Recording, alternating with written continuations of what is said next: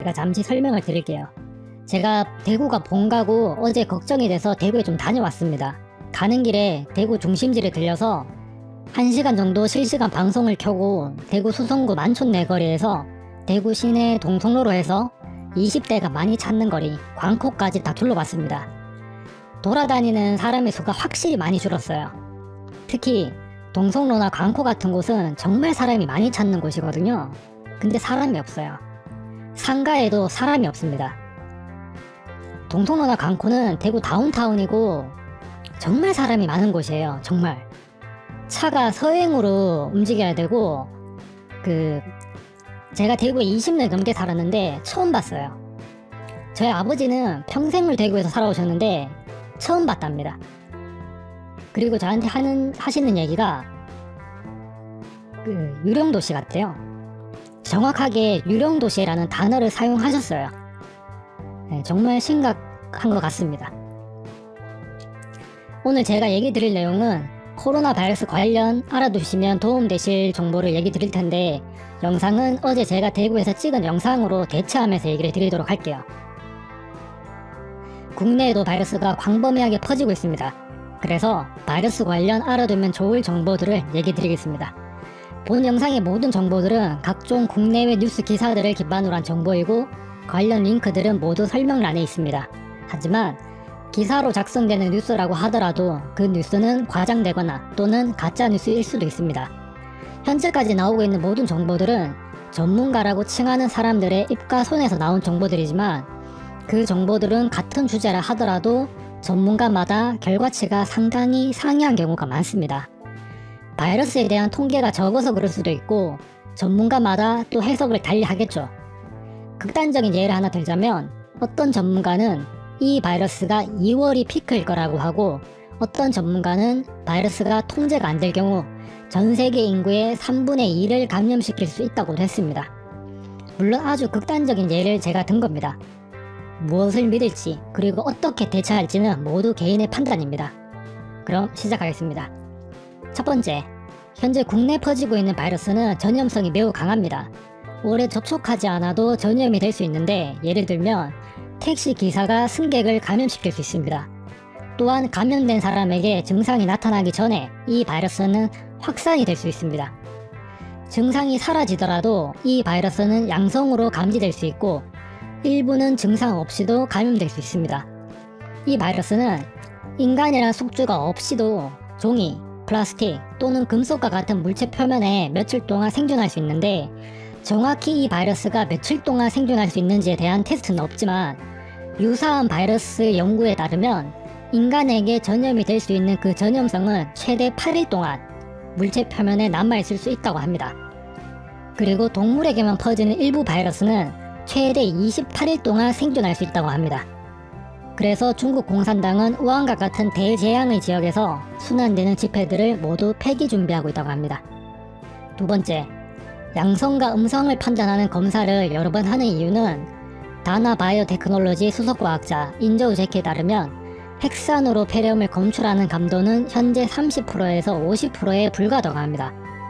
그리고 핵산 검출 키트의 경우 일반적으로 특정 바이러스에 대한 키트가 개발된 후에 이 키트의 효율성이 검증되려면 임상 테스트를 해야 하는데, 임상적 사용을 위한 연구에서 승인까지만 해도 3년은 걸린다고 합니다. 그러니까 임상적 연구 없이 우리는 사용하고 있다는 거고, 그만큼 완전하지 않다는 거죠. 또 미국 월터리드 육군연구소 미생물학 박사이자 바이러스학 연구소 소장인 션린 박사는 감염 초기 단계와 같은 이 특정 기간 동안 감염자의 바이러스 양이 적다고 합니다. 그래서 바이러스가 감지되지 않을 수 있다는 겁니다. 그렇기 때문에 또 여러 번의 검사가 필요한 겁니다. 린 박사는 바이러스 변이와 관련 또한 있다고도 했는데, 이 말은 사람 간 전염에 따라 바이러스가 변이되니까 기존 검사 방법으로는 변이된 바이러스를 양성으로 판단하지 못할 수도 있다는 겁니다. 대만 질병관리국에 따르면 호흡기에서 바이러스를 수집할 수 있는 방법은 두 가지가 있는데, 첫 번째는 환자의 코나 인후를 통한 면봉이고, 두 번째는 가래 또는 호흡기 하액인데, 이 바이러스는 환자의 신체 내부에는 있을 수 있지만 인후와 코, 면봉이 닿는 영역에는 없을 수도 있다고 합니다. 그래서 여러 번의 검사를 한다고 합니다. 세 번째, 후베이성 통신관리국이 지방정부에 매일 보고하는 문서에 따르면 2월 18일 22,936명이 우한을 떠났고 92,110명이 후베이성을 빠져나왔습니다. 다음 날인 2월 19일 우한에서 23,316명, 후베이성에서 93,814명이 또 후베이를 떠났습니다.